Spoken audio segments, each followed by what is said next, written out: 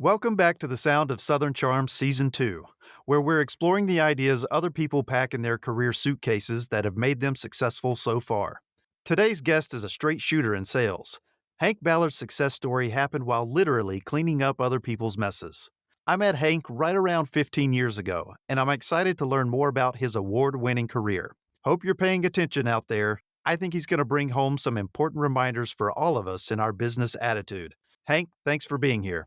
Appreciate it. Thank you for the invitation. Been looking forward to doing this. So, when I met you all those years ago, I remember thinking, this guy's got life figured out. You work hard and you play hard too. I want to know how you got there. What was your first job you ever had? Well, obviously, I was a pretty good actor because to say I had my act together is that's kind of a stretch. But my first job actually was working in a golf course, hauling golf carts back and forth from the cart bin to the office. Did you get tips for that? Got some tips, got a lot of conversations, hung out in the office with a lot of older guys in the pouring down rain when they couldn't play golf. It was a very interesting start. Yeah, so I gotta imagine that you probably gleaned a lot just from those simple conversations with those, what I would assume are business folks and retirees and other guys sort of in the community out on the course. Exactly. And one of them was the retired superintendent of schools, Malcolm Brown. I remember him very well. And I was 14, 15, I think, when he passed away. And I told my mother that I was going to his funeral. And she was like, "What do you mean? You don't know him?" I'm like, "Oh, yes, I do, actually. For the last several years, I've worked with him, and it's time for me to pay my respects." My mom looks back at that, mentions it a couple of times about how that really got me going on doing the right thing. What else do you think you kind of learned from that job working on the golf course? Really just that you had a responsibility, you had a show time to be there. A lot of times we had large tournaments, so we had to be there at 5:30, 6 o'clock in the morning to get things set up. We had a lot of large events, but then there was the majority of the time was the monotonous, slow, you're there, there's 10 people coming, it's misting rain and it's 40 degrees and you're just stuck trying to fill that time with something productive because there's not a lot of production you can do on a golf course when it's pouring down rain and cold, but you still have to keep the doors open. So it was a challenge. It's definitely a learning experience. Yeah, and you didn't have cell phones at that point that were rampant in use, so you had nothing to just kind of sit there and endlessly scroll. We didn't have cable TV on the TV in the pro shop. It's a little different world back then. I mean, we had cash register that you pushed in the buttons, and it was definitely different. You would go vacuum the showroom there with all the clubs and things because you had nothing else to do. Oh, wow. And there was no, hey, let's look on Facebook or Twitter and see what's going on, check my LinkedIn account. No, out the window, looking at the rain and watching the clock. Right. So was that the only job that you had before you kind of went off to college, or did you do anything else? Yeah, yep. Actually, I was there for, started when I was 13 and a half because that was the earliest they could actually pay someone on the clock. I worked at that golf course until I went to college. Wow. I'm going to say 3 days before I went to school was my last day working at the golf course. Wow, that's impressive that you were wanted to be there that long. It was definitely interesting. I mean, I grew some really strong bonds with some of the folks I work with, and it's pretty cool. Some of the guys that worked for me, because as I went along, I became an assistant pro there basically and doing the administrative stuff and hiring the new cart guys to take over. One of those guys is actually a member of the band Parmalee now, Okay. and stay in communication with him, which is pretty cool because, I mean, he was just a really cool, small looking guy that kind of hung out and did his own thing. It's really great to see he's had such success Well, that's starting working in a stupid golf cart. yeah, and but it's really, you were kind of learning pretty early on about how to just have conversations with people. I mean, and it's really kind of what sales is anyway, is just, having those conversations. And you were learning that as a teenager and probably didn't even realize it, I would imagine. Exactly. It was learning, listening, not a lot of talking, because to be honest, a 55 or 60-year-old man really doesn't care what a 15-year-old kid has to say or 16-year-old kid has to say. Right. But if you're quiet, you can listen to the old guys talking, and you can learn a good bit just kind of hanging out in the back, paying attention. Sure. All right. So I know that you're a Wake Forest grad and proud of it. And so why did you decide to go to that school? I really didn't make that decision. Okay. There's pictures of me when I was, I don't know, 3 months old wearing a Wake Forest shirt. My family has very strong ties to the university. I think I was the fifth generation to go there. Oh, wow. Uh, my great grandfather was the chairman of the board of trustees when they moved from Wake Forest, North Carolina to Winston-Salem, North Carolina. Oh, wow. He was in charge of the fundraising and did a lot of negotiations with RJ Reynolds Tobacco Company and several others to secure the land and things of that nature. There's a really cool picture that floats around. You can see it every now and again for the groundbreaking, where Harry Truman was doing the first dig of the shovel, and my great grandfather, Mr. Mull, was right beside him. Wow. So kind of nice. Absolutely. When you went off to college, did you have any kind of plan in action for what you were going to do as a career? Oh, I had a 100% plan. I was going to Wake Forest as a physics major, and I was going to come out and have the next greatest, latest invention in physics as far as making a machine that can do something cool that I learned in physics. All the way until I went into my first physics class. I placed into third semester, Okay. and professor started talking about all these strange functions and tangents and started writing on the board. And I raised my hand. I'm like, excuse me, sir, what is that? And he goes, that's calculus. I went, really? He was like, have you ever had calculus? I said, no, sir. He said, come on down here, son. I've got a drop slip for you so you can go do something else. That's pretty blunt. Oh, yeah. It was very blunt. And I walked down to the bottom of the classroom and got my little sheet of paper, and I walked my happy ass out of there and went, now what? Right. I had never taken calculus and had never really wanted to. Sure. And so I just kind of stumbled around for a year or so and tried to figure out what I wanted to do, trying to get out my early classes that you required. Sure. And then started going into the politics, which ended up being my major. Okay. But it's interesting. While I was there, I figured out that just like I did in the golf shop, idle hands is the devil's workshop. Okay. You don't have anything to do, you're going to come up with something to do. Right. And I had a really good time. Okay. And I realized I needed something to do. Sure. And I actually got a job working on campus. Okay. And what was that? Working construction.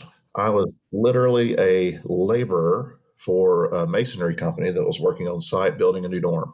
I was a fine executive in the cleaning industry. I pushed a broom Okay. for a couple of weeks and then started working with brick masons. Not working with them, I was picking up cinder blocks and handing them to them. So a transportation distribution executive there.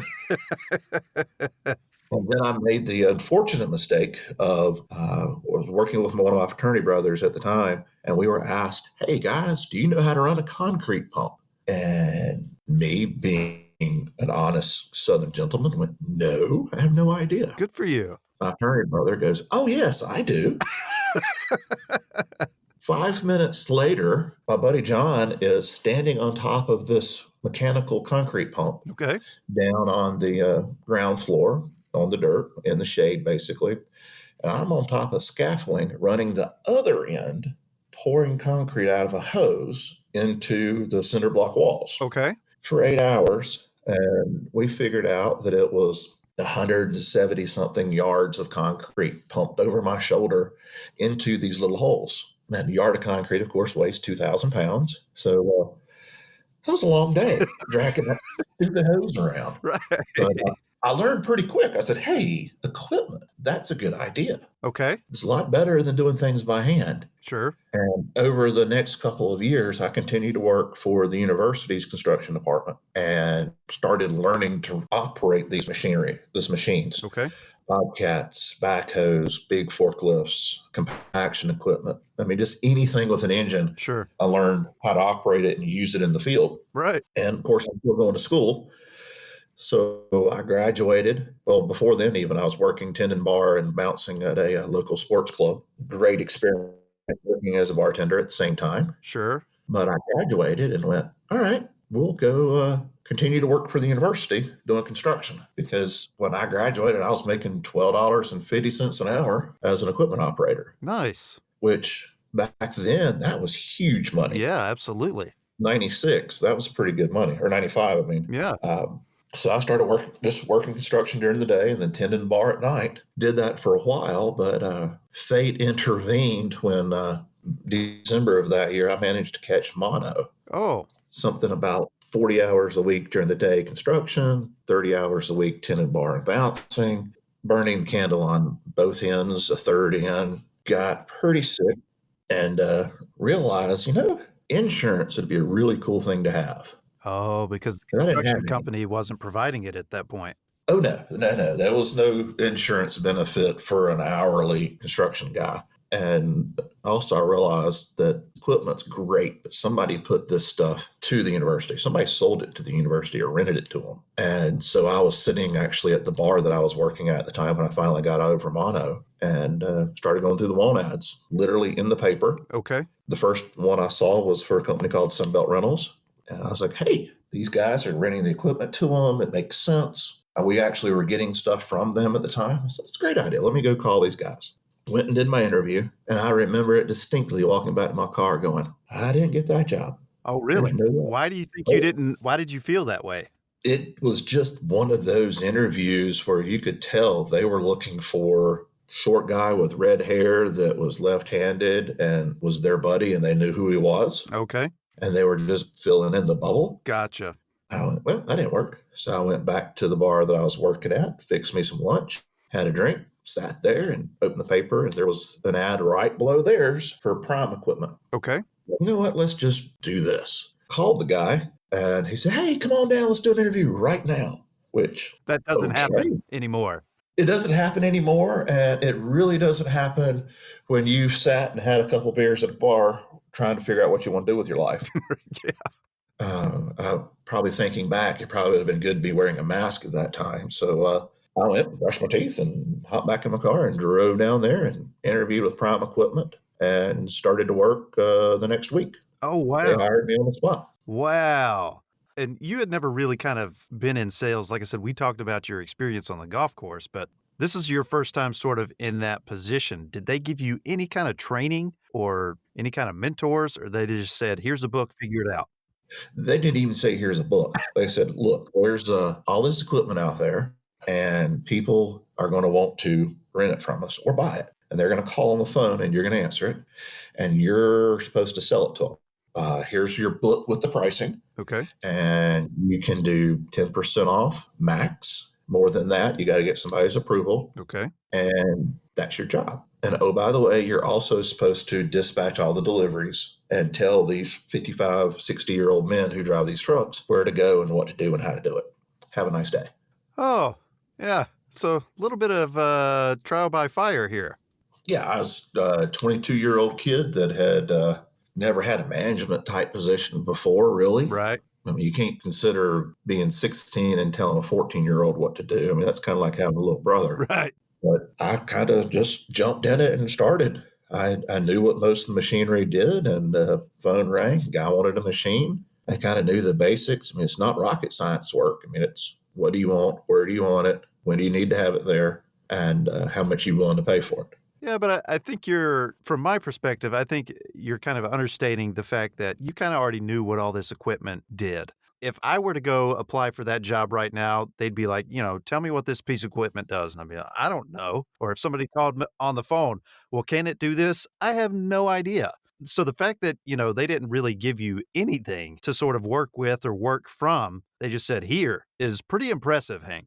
Well, thank you. I mean, I knew the majority of the stuff. Working for the university on the construction side, I had ran and operated a good amount of the machinery, but there's a difference of knowing the top 4 or 5 machines to getting down into the minutia of generators and pumps and things like that. And it was a lot of just learn, and some of the manufacturers provided training, Okay. which I jumped on and took anything I could get because knowledge is power. I've always figured that out. And you can only do so much learning from a piece of paper on something like that. You've got to go play with it. Right. So I would go hop in the machines and drive them around the yard to figure out how they work. Nice. And have fun usually while doing it, I hope. Yes, big toys. I mean, there's a reason why guys do this for a living is because hey, they enjoy the machinery. They enjoy the big toys and, "Hey, my machine's bigger than yours," that kinda thing. All right. So when we met, you were not with that particular company anymore. You had already started working at Sunbelt. What kind of led to that transition? Well, they had hired the person that they wanted, who I found out was the guy that had the position at Prime Equipment. Okay. So I took his spot. Well, the guy that they moved over, he went out in the sales field. Sunbelt tracked me back down and offered me a whopping $2,000 additional Oh, per year to go work for them doing the exact same job. okay. And I jumped on it like a crazy person. I want to say I started it was the middle of basketball season in '96. Okay. So I was at Sunbelt for like 3 months and then jumped over to, or I was at Prime for 3 months, jumped over to Sunbelt, and then ended up staying there for 18 years. Wow. And did they remember interviewing you in the previous months, or was it just sort of Oh they yeah, called you out of the oh yeah. They knew 100% who I was and what I was doing and how I was doing at Prime, and they were very familiar. It was kind of odd, but it was kind of a foreshadowing for that industry and all industries. Everybody knows everybody else. There's a great myth that people don't know who you are. Well, once you've been in the industry or any industry, people start figuring it out. And this was before LinkedIn and Facebook and all that stuff. So it was interesting. Yeah, you bring up a great point that everybody knows somebody, and I'm assuming that that really kinda helped you move up with Sunbelt. I imagine a quick way because they picked you up after just 3 months. So I imagine things kinda moved pretty quickly for them in general and in this industry. They do, and that industry was really growing and diversifying at the time. And I want to say 15, 16 competitors in the market, and it was growing immensely. But when I went over to Sunbelt, it became very obvious after the first year or so that I was young, single. I lived in an apartment by myself, and I had no qualms moving quickly somewhere else. When I moved from Greensboro to Raleigh to become a sales rep, that was kind of the start of not really being a hired gun, but being a hired gun. I would go to the sales territories that were underperforming and go work with the customers in that market. And I don't think I stayed in a geographic market for a year. Wow. Then I'd get moved to a different area. Like right now, I'm sitting in a hotel in Raleigh, in North Raleigh. That the North Raleigh territory is the only one out of in Raleigh that I didn't cover when I worked here. Oh, wow. I covered South Raleigh, I covered East, and then I went, excuse me, a little bit, worked a lot downtown, but I never went up north Oh, okay. because the rep there was doing well. The rep in the South was doing horrible, so I ended up taking over his area after a while. After a little while, they started opening new locations and gave me an opportunity to be a manager. So I packed up and moved to Fayetteville, North Carolina to open a store down there as a store manager instead of a sales rep, Oh, okay. and really chased that idea because at that time I was the youngest store manager in the company. Sure. And after a year, I was the first one to get a new store profitable in 6 months, Wow. which is a pretty big deal to get good margin and profitability in 6 months. So I had to hire all the people that were running at the store, the sales reps, the truck drivers, mechanics, things of that nature. Yeah, It was an adventure, and everybody, of course, much older than me. sure.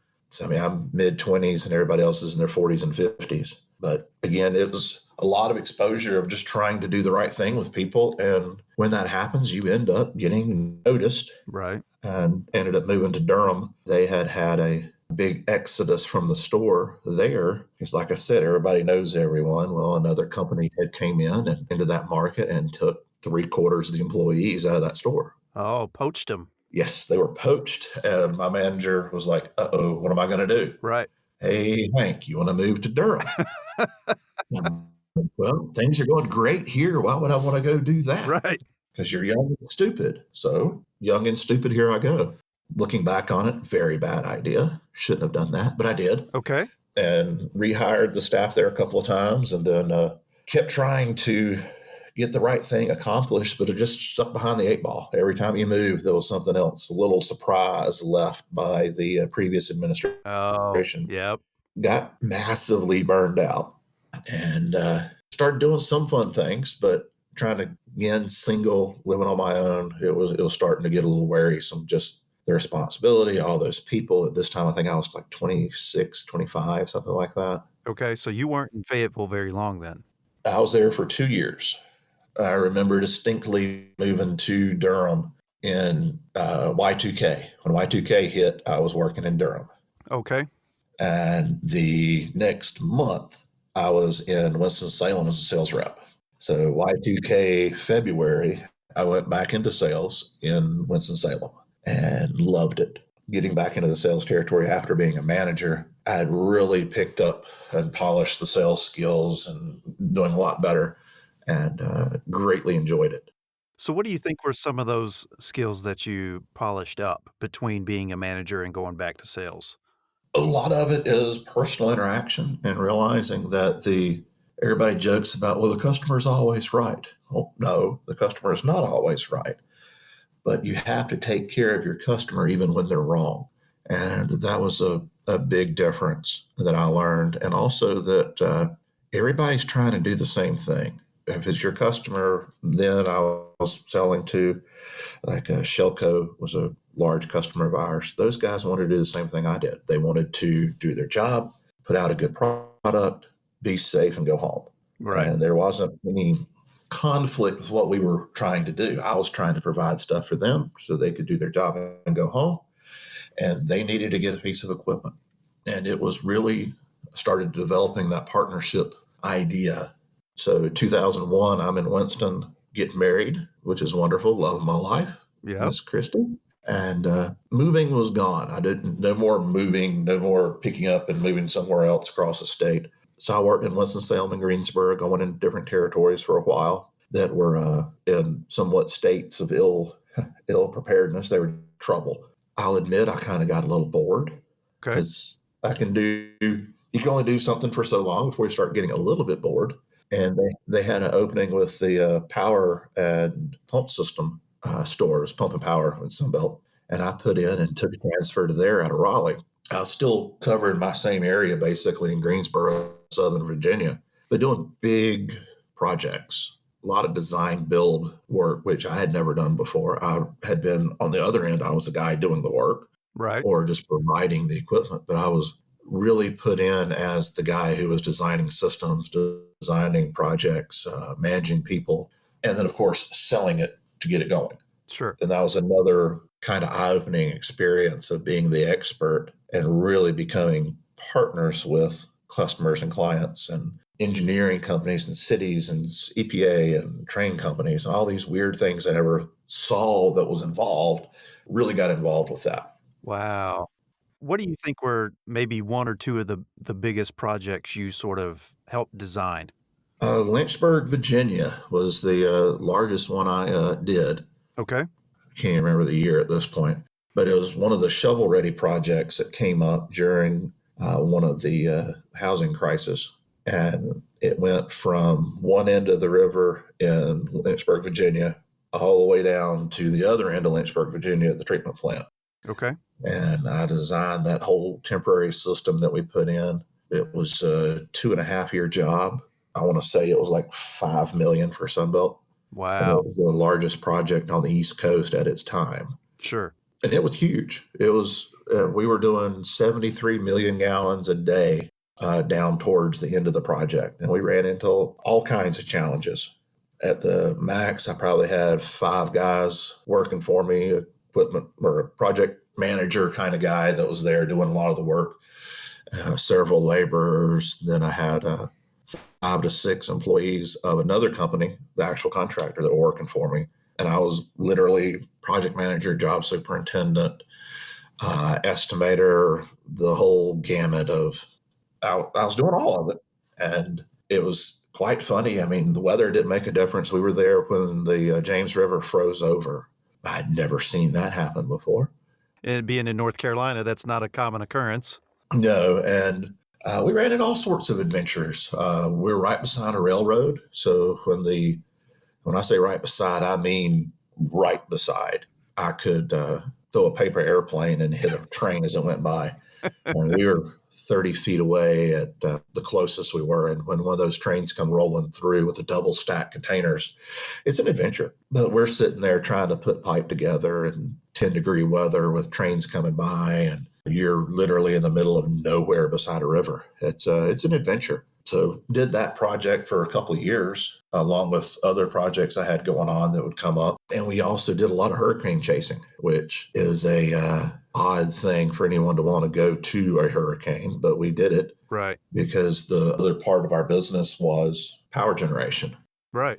and temporary. So a lot of our sales focus during the non-season was with these companies that did major restoration work. Okay. I had several that I worked with in the off years after disaster, and Serve Pro and folks like that we worked with pretty heavily, and building those relationships of, hey, put us in your book when you need us, and you reach up for that file on your shelf saying, all right, hurricane hit, we lost power, what do we do? Right. You want our name and phone number on top of that list. So, speaking to that point, I hear you keep saying us. So, was it always a situation where you were always pushing the company and not you specifically? It always started with the company because that is obviously who I worked for. Right. But then once you got past that, it was me specifically and I didn't realize that difference until 8, 9 years working there.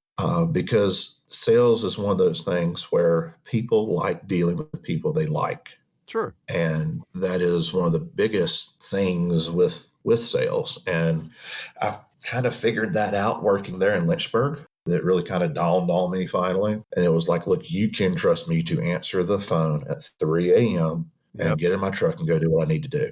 Yes, you're calling the company and the guy from the company, but calling me is better than calling my competitor who is working for another company. Right. I really started stressing that when I was really after that Lynchburg job, because there were things that I did that nobody else would have done. That's really started separating what I thought was more of my process of, yes, I work for Sunbelt Rentals, but I'm a different guy. You call me, you're going to get what I do. And what Right. I do is different, and here is why.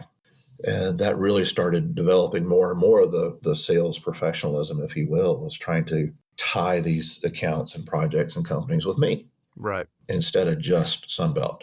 And it worked. It really did, because people start realizing that they can trust you. And then it just kind of opens up the gamut of, you don't get a call saying, hey, I need you to bid this, this, and this. They say, hey, I've got a job for you. Here's the specs. And that's a huge difference. Yeah, the whole bidding process is sort of left to the wayside because they know you can do the work at that point.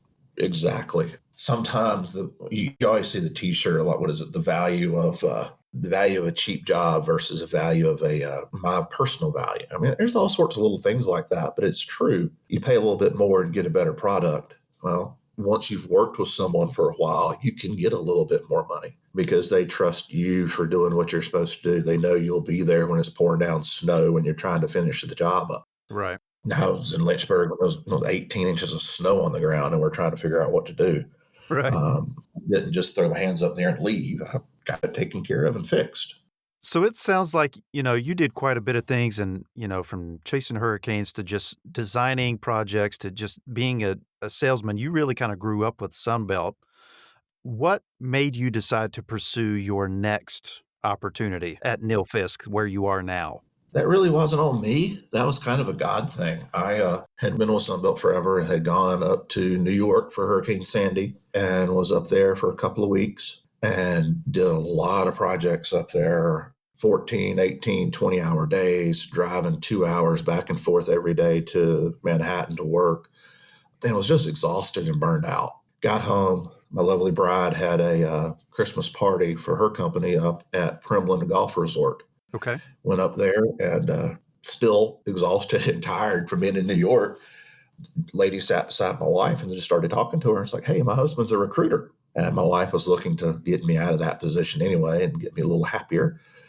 I ended up talking to that recruiter that weekend, and I interviewed with him on Monday. I interviewed with the Nilfisk representative on Wednesday, Okay. and was on my way of that new position with Nilfisk in 2 weeks. So what made you think that Nilfisk in that short amount of time just jump the gun and go for it? It was a challenge. It was something I hadn't done before. I knew a little bit about the products. Sunbelt rented a lot of different things. We always used to joke about our catalog was somewhat thicker than our brain cells sometimes. Um, so we were literally renting weed eaters to 27-ton cranes and little bitty generators to run your car or run a tailgate site at the Wake Forest game to generators that would run Baptist Hospital. And we had to know everything in between. Sure. And the idea of going to work for a company who just cleaned floors, and they didn't actually do it. They made the machines to do it. And that kind of tripped my trigger a little bit.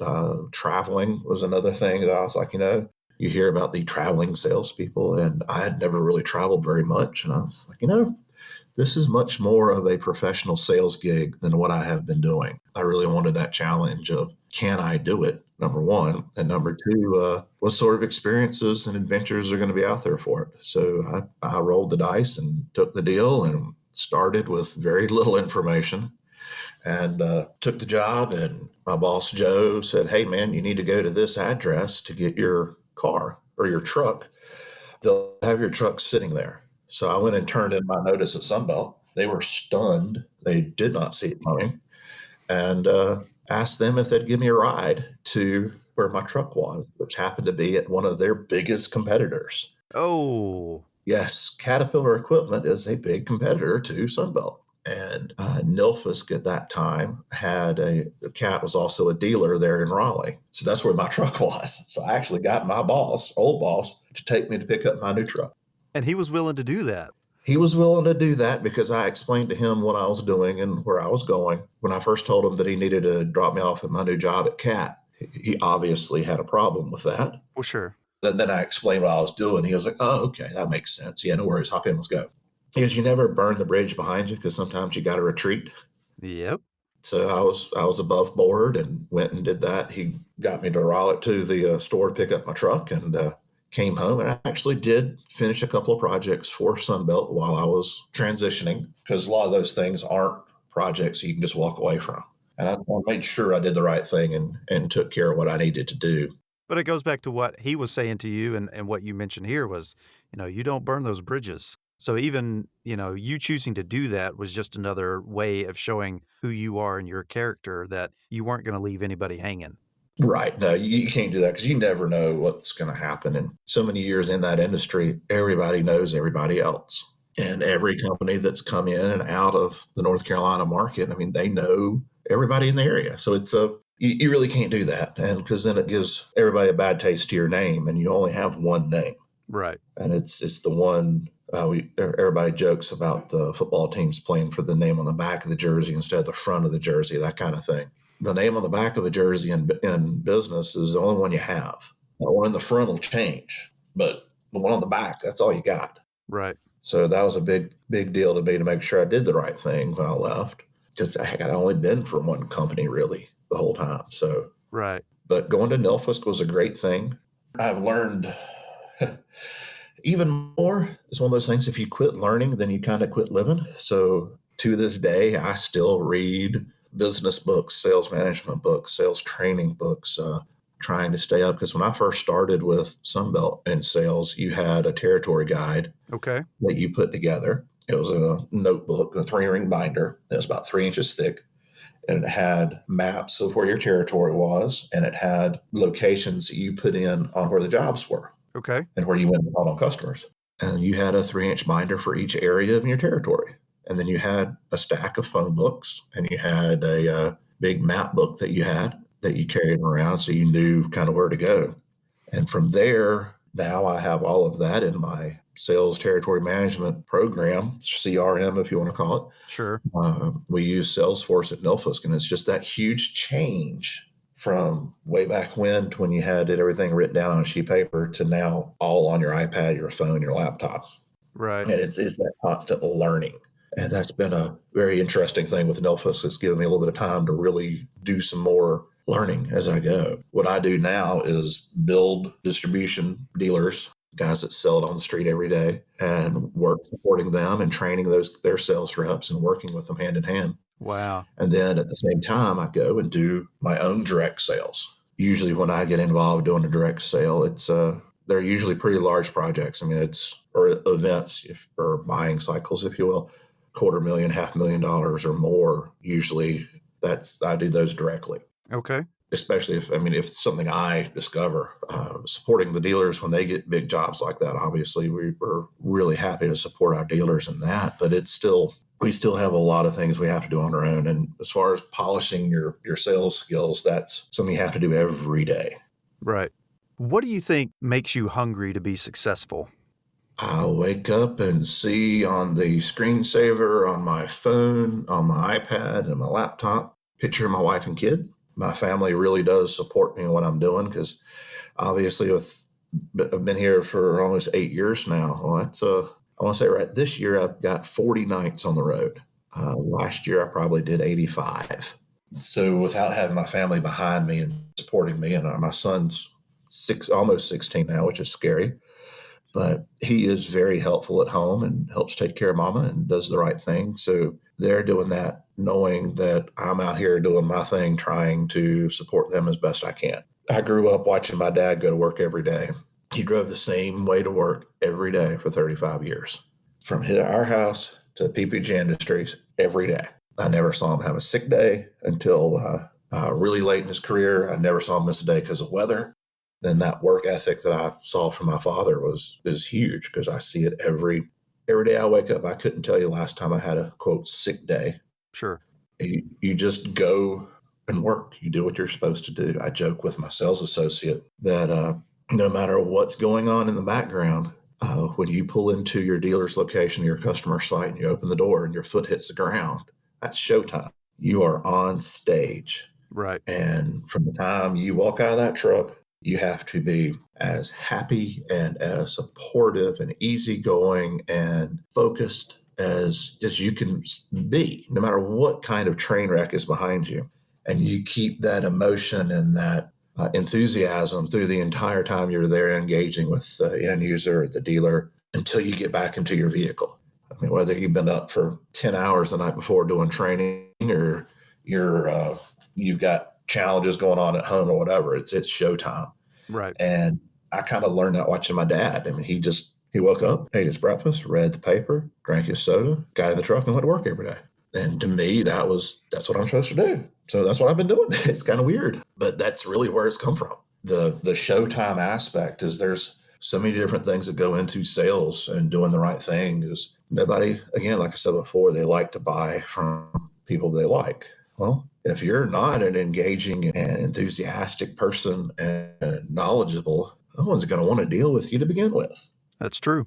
And I see it when I go out with dealer sales reps, guys that are somewhat successful or really not successful. I mean, it's like talking to Eeyore. You're like, come on, man, you got to have some zip, some pep to what you're doing. And if you don't, I mean, why are you here? Right. And that's one of the things because I do with Nilfisk, I have a sales associate that I'm training and kind of bringing him up. He graduated from Carolina a year and a half ago, and working with him and kind of showing him, I mean, he's a great kid. He really is. And he's learning immensely, but he's got all sorts of adventures going on at home. And I just joke with him. I'm like, man, it's your foot hits that ground. It's showtime. Right. I mean, it's kind of like, what is it? Beetlejuice, showtime. Yep. You have to have that enthusiasm and that enjoyment of what you're doing. You and I first talked about doing this podcast, I started writing some things down. And one of them was the two biggest things that I do in sales is having intent and having empathy. Okay. When I talk to someone for a business meeting or a sales call or whatever, I have an intent when I get there. I know what I want to do when I step out of that vehicle and go talk to them because I want to waste their time. And the other one is the empathy of, hey, I understand. I know you're tight on budget. You're tight on work. You're tight on everything you're trying to do. I really understand. And my enthusiasm is very empathetic of, I get it. What can we do together to make it easier? And that's a lot of sales professionalism or whatever the fancy terms they use these days in the sales books, if you will. Sure. But if you're not enthusiastic and you don't have empathy, you don't have intent in your sales calls, you don't have anything. And it's been real fun. It's been kind of invigorating training this new sales rep because he's kind of a blank slate. And if I can just get a little bit into them as far as having a reason to be there, having an empathetic but enthusiastic approach, Right. I really think it's make a big difference moving down the road. And he's done great. And I think hopefully part of what I've said stuck and part of it's hopefully useful. Right. It's interesting, and things have changed so much over the years. And one of the things we were talking about before was how things have changed, but there's still the same principles of people buy from who they like. They like being around like-minded individuals, whether or not it costs more or less. A lot of times it doesn't make a difference if they actually like who they're working with. So, how do you go about maintaining your client relationships? Are there any sort of general rules that you follow, or is it sort of, everybody's different, but how do you sort of generally maintain your client relationships? Well, before COVID, I would say it involved a lot of face to face meetings and being involved with what they're doing, learning what keeps them up at night and what you can do to help calm that down a little. Obviously, COVID's a challenge because we can't have as much personal interaction as we used to. But the main thing is figuring out what you can do to help them. And as far as maintaining it, is keeping that connection going, whether it's being, I don't know, I've got some guys I'm friends with on Facebook, I'm connected to on LinkedIn. And my bosses would kind of joke hearing me say this, but using Salesforce, I have made sure I have a good contact cadence with everyone. Keeping that contact is really all about making sure you give a crap and the customer realizes, hey, this guy actually does care. He's not just here for his dollar. And one of the things is listening more than talking. And when you do that, you can actually hear them talking about other sales reps they work with and other vendors they work with. And they will tell you exactly how they want to be sold to by what they say about the other vendors. Because they say, hey, I can't believe this guy called me and raised Cain about this, that, and the other. Man, I buy from him, not the other way around. Why is he being like that? You hear those conversations and you back your head. All right, don't do that. Moving on. And being involved not just in your customer's business, but knowing about who they are as a person, knowing about what they do. I've got one of my clients he works as a volunteer rescue squad member, drives a rescue squad on the weekends, which is kind of an odd pastime if you ask me, but he loves doing it. Right. And I've got others that spend their time traveling to football games all over the country because they want to see all the stadiums in Power 5 college schools. I mean, all sorts of weird things like that. But having that engagement of not only knowing and having intent for your business, but that personal connection as well. Sure. Back in the day when you first started in sales, some of the early sales books people read, like Zig Ziglar and others, is when you sit down, you look and try to figure out what their buying cues are and what their personal cues.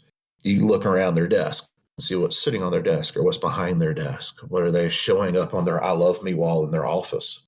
I mean, I walked into one guy's office in Raleigh and he had pictures of himself and parachute. And he is literally falling in one of those star formations. Got it. You know, you see on TV these parachute people that have lost their minds or jumping out of perfectly good airplanes. And it's a picture and you can see it's him. Yeah. And he's in that star falling out of an airplane. All right. Obviously, as soon as you ask him, hey, man, that's really cool. Do you do that? Well, there's 30 minutes of the guy talking to you about what he does. Right. And sometimes the guys really get engaged and, hey, man, you really ought to try this or do this or this is who you can talk to or whatever. Sometimes it's like talking to a stick. But usually if you're talking to a stick, you're really not talking to the right person for your business intent anyway. Right. That's a good point. Yeah, you kind of got to move on because these days everybody has the gatekeepers and the evaluators and things of that nature that are just there to get the bottom dollar, which is part of sales. You've got to deal with it. But at the same time, you run into them. That's not really who you want to be working with. Gotcha. Well, Hank, you've given people a lot to keep in mind when they're going out and doing their sales jobs or considering sales. But one thing I want to get from you before you go is you were talking about some books and things that you've read kind of through the years. Are there any books that really kind of stick out to you that you would think people would get a lot of benefit from? Well, I mean, there's several. The one I'm reading right now is Beyond Selling Value. It's a Mark Shkona. I don't know how to pronounce his name, but the name of the book's Beyond Selling Value. That's one that I've read now, and it's really interesting about trying to get out of the vendor trap. But there's a lot of different podcasts and videos and YouTube videos and things like that from some different folks. Obviously, the beginning is Zig Ziglar and the things that he put together back 50 years ago. I mean, he was kind of the start of the sales mentorship, if you will. Okay. Ryan Stewman's another one who's really good, but he almost says the same thing that Ziegler said. It just he says it in a more current fashion. Okay.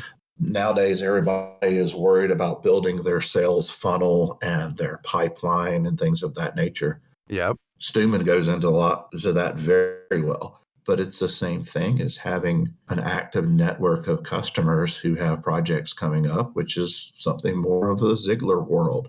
But Stewman has more flair and tattoos and things of that nature, and he impacts a little bit better.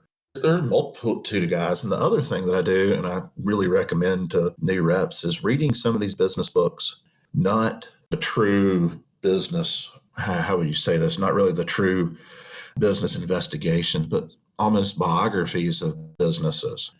Anheuser-Busch, there's a couple of books about them on the rise and fall and rise again, if you will, of Anheuser-Busch in the United States. Very interesting business read on the human level, on kind of how things work. Okay. Glock firearm, most folks know good old Glock. His rise in the manufacturing industry as far as firearms. The story behind him is very interesting. He wasn't a salesman. He wasn't a shooter or anything like that. He literally designed the first Glock in his basement or his garage, I think, test firing with his left hand. So if it blew up, it didn't screw up his drafting hand, his right hand, so he can write. Wow. He was an odd duck. He really was or is. But some of his business practices were very cutting edge for a guy who really wasn't a business guy. Yeah.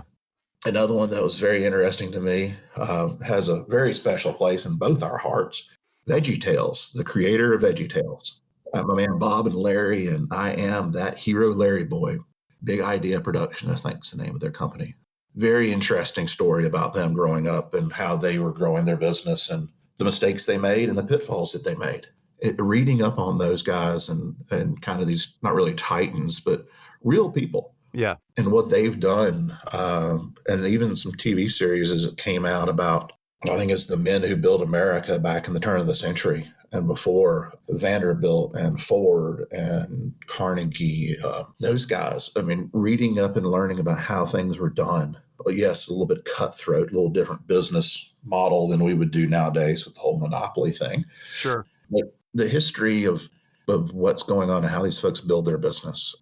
Now, of course, you've got Jeff Bezos and Bill Gates and those folks. I mean, I know that how they came to be, but of course, with them being very contemporary, there's not a lot of information out there on really their background on how things happened. And you read or watch the movies and stuff on like Facebook and things like that, and you're like, wow, that's really crazy how they did that. Yeah. But the entrepreneurial spirit in the U.S. and all over the globe is something to kind of watch as a salesman, to learn kind of how folks did these things. Think outside the box. A lot of those books, really, you can see they were really out of the box, but they worked. Okay.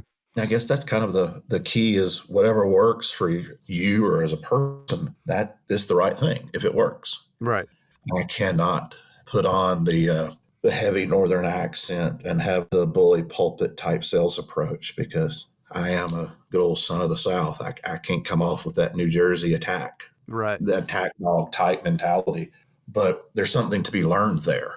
Right. And put it all in the back in that toolbox that you're building every day.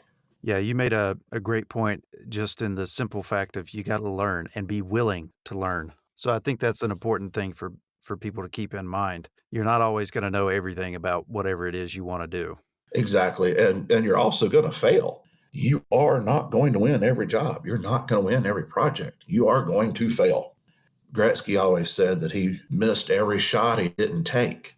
Yeah. Well, if you're going to miss it, you might as well take the shot anyway. Jordan isn't mad about or super excited about all the shots that he hit to win games. I mean, he knows the number of shots he missed to win a game. And even with me, I mean, I know there's things I'm going to miss. And you got to put it back in a learning approach, because otherwise they'll drive you crazy, Yeah. especially right now. COVID and election cycle and all this stuff packed on top of each other, it's created a very difficult business environment. The only way you're going to have any sort of success is kind of slowing down, being very intentful in what you're doing. Being another one of the things I try to do is be persistently patient, because things will happen and you just got to kind of roll with it. And faith is a big deal with me. I know with you, and we kind of lean back on our faith a lot. Yep. And it's very important because you have to see that mirror every morning when you brush your teeth. And what we do professionally reflects on that image you see on that mirror. So in sales, you have to be able to deal with what you do. And I feel very comfortable in what I've done in my career so far. And I don't have to worry about looking in that mirror. And it's a challenge to go through business right now and have a smile on your face every day, because it's an adventure right now.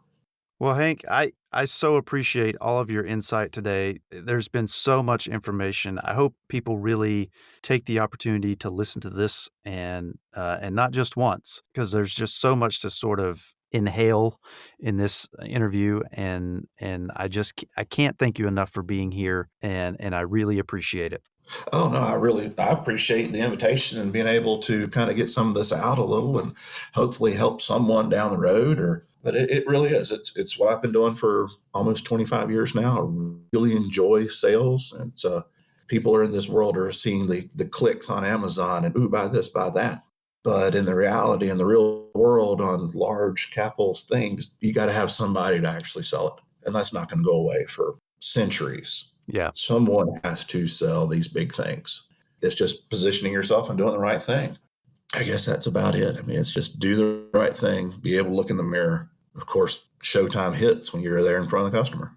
All right, Hank, summed it up nicely. Thanks for your time. Yes, sir. Thank you.